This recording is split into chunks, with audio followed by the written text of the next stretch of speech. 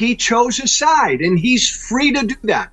And he chose to join Trump and MAGA, and he chose to attack the left, and he chose to get involved, as you said, in European elections. He's free to make those decisions, but because he chose to be partisan, absolutely, then he's going to take the protests, the boycotts. He's going to take the hate. Never Trumper Joe Walsh was a guest on Piers Morgan's show, Piers Morgan Uncensored, as part of a panel that included MAGA right-winger Natalie Winters, author Scott Horton, and former communication director under Trump, Anthony Scaramucci. We're going to take a look at clips of this panel on Piers Morgan's show. I have my thoughts on this too. Let's check it out together. You're a very successful business guy. Elon Musk runs some of the biggest, most successful businesses in the history of planet Earth, from SpaceX to Tesla to all these things. And he's taken a sort of leave of absence from running these companies to immerse himself completely into trying to slash federal waste through the Doge campaign that he's launched. And the backlash against him is getting increasingly ferocious, particularly with Tesla, where people have started popping up all over America, torching Tesla cars. People are boycotting buying Teslas now. The very people, ironically, that used to love Elon Musk, the liberals, are now saying, we don't want to touch him, he's a neo-Nazi, and so on and so on. In Germany, where he backed the far right in an election there, Tesla sales are collapsing. There's now word that Tesla sales generally are going to be way down in the next report. And the share price has halved, I think, in the last 10 days. So he's got real problems here. What does he do? If you're Elon Musk right now, do you carry on in the political arena, given the damage to your businesses, or do you get out? Listen, Piers, I got in trouble. I was on CNN and I said, they're going to hurt Elon Musk. And I like Elon Musk. I think he's a brilliant guy. I'll quote Jamie Dimon and tell you that what Jamie said, he's the Thomas Edison of our time. Full disclosure, I'm an investor in X. Privately, I'm an investor in SpaceX. I don't own a Tesla, but I think Elon Musk is a brilliant entrepreneur. But all I was saying, if he goes into politics because of the 360-degree firing squad, which I experienced, and I was only there for 11 days, it's going to hurt his businesses. And people said, oh, I was threatening him. So I'm not threatening him. I'm just pointing out as an observer of the political system that this would be harmful to him. And now it has been harmful to him. But I would submit to the other people listening in, what does he do? Does he retreat? Right. Is that permanent damage done to his brand, or is it repairable? I don't actually know the answer to that, but I can tell you this. If the shares keep dropping, he's going to get faced with a margin call because he put up those shares as collateral to borrow debt to purchase X, Piers. And so there's an entangled web there, and I know he's upset about it, which is why we had the car dealership on the south portico of the White House. And so I get it, but I'm just saying, when you are a business person and you stray into politics, and to quote Michael Jordan, Republicans buy my sneakers too, I'm staying out of it. I don't see how he can go back, though, sir, from where he is right at this moment. I mean, Joe Walsh, can we all agree the attacks on Tesla cars and showrooms and so on is despicable? Can we just start from that? Despicable. Yeah. I have the solution here. Despicable. Listen, the military-industrial complex, they need that money. They have to have that tax money. They won't get real jobs. So here's what we do. We end all the wars. We put all the money into a one-way mission to Mars, and we send all of the military-industrial complex there. And Musk can lead the way. And then we could be a free country again. Well, he does. I mean, Elon Musk has said, I'll come back to you, Joe. I mean, Elon Musk has said that I think he said within 20 years, there could be 20 million humans up on Mars. I think that's probably a bit of a stretch, but certainly it's an indication of just how big picture he thinks. But has he overstretched himself here?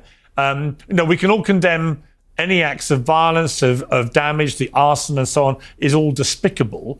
But he has been very deliberately and very provocatively poking his way into UK politics, demanding that the Prime Minister be put in prison. He directly involved himself in the German election, aligning himself with what many believe there to be the far right, etc., etc. And he, of course, he remains an unelected official who seems to have open access to the White House. A lot of people don't like this. Trump is a lot more popular than Elon Musk is right now. Well, Piers, look, and again, I say this as someone who's in the public eye. Elon's got to grow up. He made this decision, as Anthony said, to get into politics. That's not all, though, Piers. He chose a side, and he's free to do that. And he chose to join Trump and MAGA, and he chose to attack the left, and he chose to get involved, as you said, in European elections. He's free to make those decisions, but because he chose to be partisan, absolutely, then he's going to take the protests, the boycotts. He's going to take the hate. And I think this is a really good point here from Joe Walsh. And first of all, I want to say it's always nauseating to listen to Piers Morgan slobber all over Elon Musk to talk about what a genius he is. This is what all these right-wing guys, and Piers Morgan is a right-wing guy. That's what all these right-wing guys do on their shows. Joe Rogan does the same thing, slobbering all over. Oh, he might be the smartest person that ever lived, the greatest businessman ever, blah, blah, blah, blah, blah. He was a rich guy that bought some companies. But Joe Walsh has a really great point here. If you decide to wade into politics, and it's the Michael Jordan line there is a good one, you know, that he wanted to sell shoes to Republicans too, or Republicans buy his shoes too. If you're going to wade into politics as a person with a company or a business, you have to be prepared that there are going to be people that don't like you as a result. And the thing with right-wingers that kind of never ceases to amaze me is that they seem to think that freedom of speech means freedom from criticism. You know, you can say whatever you want, but that doesn't mean that people are going to like that. And if you own a brand, you own a car company, if you decide to align yourself with a controversial president, a controversial regime in Donald Trump, in that 30 to 35% of the country loves Donald Trump, and the other 65 to 70% can't stand him. So, and you're also turning against the people on the left who were the people who bought your cars, because Republicans and right-wingers were against electric cars. Now that's flipped, which is really bizarre. The other thing that I like to say is when they talk about Elon getting into UK politics, German politics, this is a thing that really frightens me as an American. If they are able to do what I believe they want to do, and that's turn the United States into Russia 2.0, in which the oligarchs just hollow out the country and take all of our tax dollars and funnel it all to them and destroy our education and destroy our public institutions. And then they go and do the same thing in other countries, which I'm afraid, you know, they're already doing right now. Then you have a really, really scary situation around the world. Because he's jumped into the arena and he's chosen a side, and now he's got to live with that. Having said that, Piers, political violence is always wrong. Yeah, and unacceptable. Right. So, Natalie, I mean, it seems to me, look, there's no doubt that I kind of get the big picture here that Trump and Musk are trying to do. I do. And it may well turn out to work. But there's no doubt in the short term, in the first 8 weeks, Trump's popularity has dramatically reduced, as has Elon Musk's even more dramatically. You know, people want quick results. They're not getting them. They're seeing the stock market tanking. They're seeing, you know, prices for most products still very high, et cetera, et cetera. How careful do they have to be here? Because they got a big win, Trump and the Republicans at the election. How careful have they got to be right now? Well, I don't necessarily know if President Trump and Elon Musk are hemorrhaging support. I think there's been some recent poll numbers coming out showing that it's really the Democratic Party who's having a real identity crisis. Well, they're far worse. I agree. They're far worse. But there's no doubt all the polling I've seen shows Trump's polling and Musk's in particular are significantly lower than from election day. Well, so I think the American people Democrats, except the Democrats are completely in the I mean, the Democrats are shot to pieces. I think we can all agree with that. Worst polling in recorded history, and thoroughly deserved for the shambolic way they behaved in the last year. But let's focus just on Trump and Musk. You know, they're all in on what they're doing, but at the moment, the public, I would describe it as they're wary. They're like, we're nervous about this.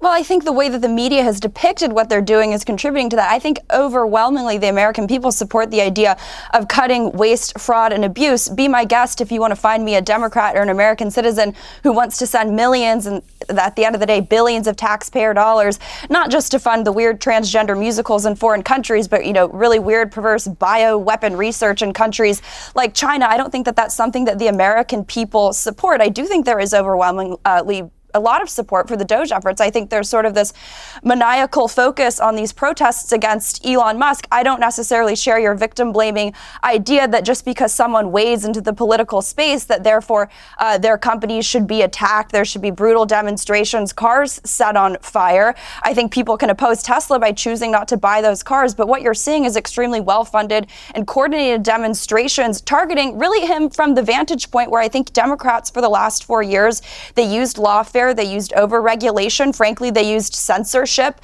because they had all the levers of the government to do so. And now that they don't, they're desperate. They're flailing, like the polling we were just talking about. So they're acting out like petulant children and trying to burn down cars and attack not just Elon Musk, but attack his supporters. But I just reject your premise that Doge is something that is not popular with the American people. You can have nuanced debates about the Medicaid, Medicare. Yeah. Listen, I don't think you slightly mischaracterized what I said. I don't think Doge it is particularly unpopular. I think what's happened, and I'll come to Scott for this, it's just the personal approval ratings for Trump and Musk in particular have fallen significantly and are continuing to fall. And I'm going to stop here with this Natalie Winters. Of course, a MAGA right-winger is always going to say, yeah, but what about the Democrats? And the Democrats' poll numbers are not good now. She is right about that because Democrats view, Democratic voters and progressives view the Democrats as not really fighting back against Trump.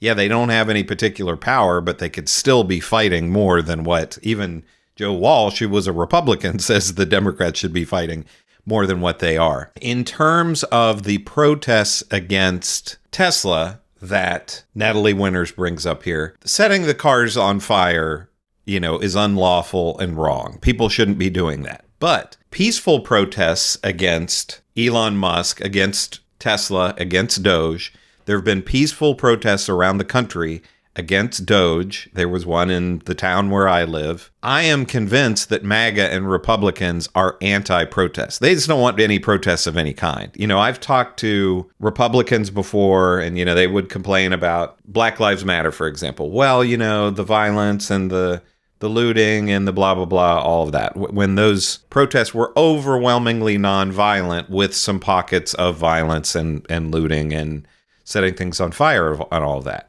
But then when you say to them, okay, perfect example of nonviolent protest is athletes kneeling during the national anthem. They're silent.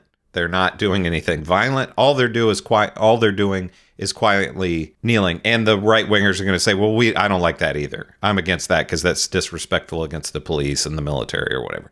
So they don't really believe in protest at all. I'm absolutely convinced if you could transport a MAGA supporter back to the Boston Tea Party, they would be saying, how dare they do this? Look at these terrorists dumping this tea in the harbor. Long live the king. They just don't believe in so many of the values that our country was built on. So these MAGA right-wingers like Natalie Winters, they're going to say, yeah, but the Democrats. Piers Morgan is going to slobber all over Elon Musk until Elon Musk is no longer around, I guess. And Joe Walsh was spot on with what he had to say. If you wade into politics, you pay the price for that if you are a business owner. And to then cry afterwards, oh, they're being so mean, blah, blah, blah. Nobody cares about that. So Joe Walsh was right, I believe. But what do you think about this panel? Let me know in the comments. Do you agree with Joe Walsh? Do you agree with Natalie Winters? Make sure to leave me a like and subscribe. This is Chris on Culture, and I will see you in the next video.